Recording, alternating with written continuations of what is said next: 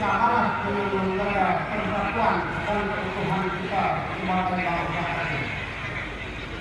Dalam menjaga kesatuan Republik Indonesia, kita bekerja keras bersama untuk mewujudkan cita-cita mereka demi kemajuan dan kesejahteraan rakyat Aceh yang bermartabat dan mulia. Perjalanan Aceh ini sangatlah panjang dan pengorbanan besar mereka.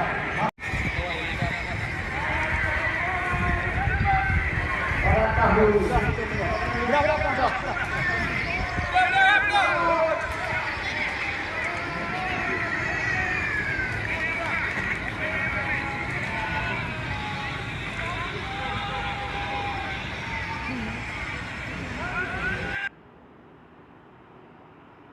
yang dimulai pada tanggal 4 Desember tahun 1976 yang dilakukan oleh almarhum Paduka Yang Mulia Tengku Hasan Muhammad Isiro di Tuklan Aceh Juri dan berakhir pada tanggal 15 Agustus 2005 dengan ditandatangani nota kesepahaman perdamaian pada tanggal 15 Agustus.